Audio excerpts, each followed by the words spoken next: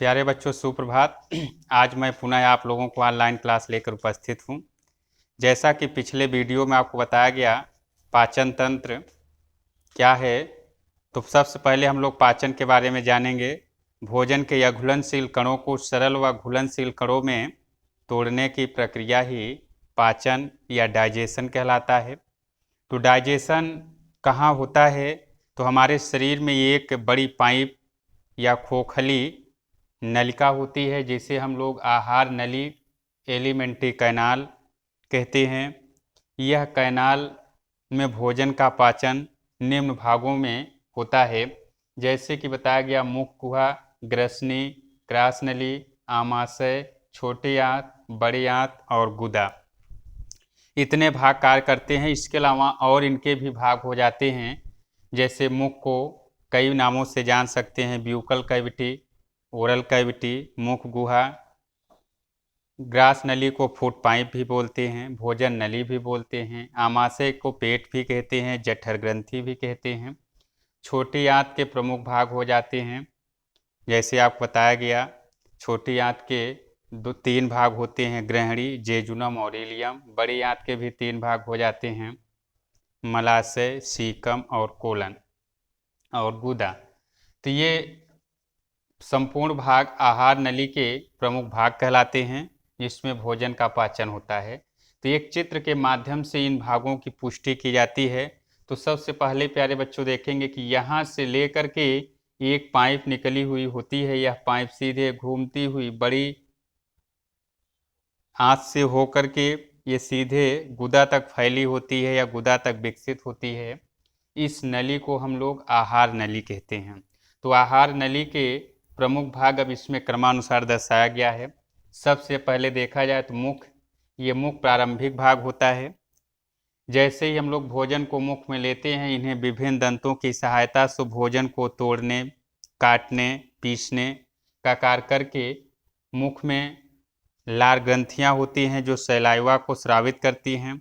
Saliva जीवा के माध्यम से मिलाया जाता है भोजन में और एक काइम या लुगदी तैयार होता है, और यह लुगदी सीधे भेजा जाता है ग्रसनी में।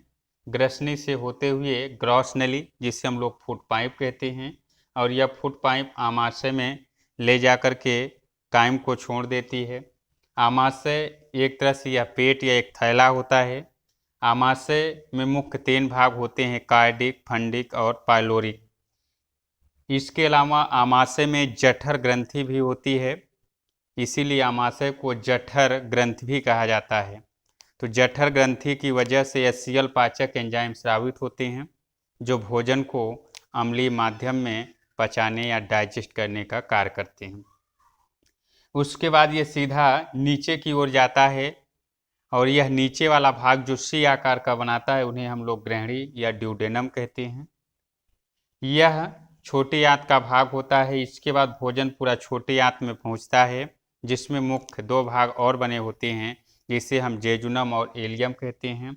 जेजुनम और इलियम भोजन को पूर्णतया पचा देते हैं, डाइजेस्ट कर देते हैं, और भोजन जब डाइजेस्ट हो जाता है, पच जाता है, तो वह मल पदार्थों के रूप में कन्वर्ट हो जाता है, जिससे इसमें आए हुए जल की अतिरिक्त मात्रा को अवशोषित कर लिया जाता है। उसके बाद वह भोजन ट्रांसफर होता है बड़ी आंत में। बड़ी आंत से होते हुए सीधे सीकम में, सीकम से फिर कोलन से। कोलन आप जानते होंगे, जो चूल्हे के समान ये भाग बनाता है, जहाँ जहाँ पे यही भाग पूरा कोलन कहलाता है। तो कोलन के भाग से होते हुए आप कह सकते हैं पहुँचता है मलाशय। मलाशय के बाद गुदा होता है। गुदा ऐच्छिक और अनैच्छिक पेशियों से घिरा होता है।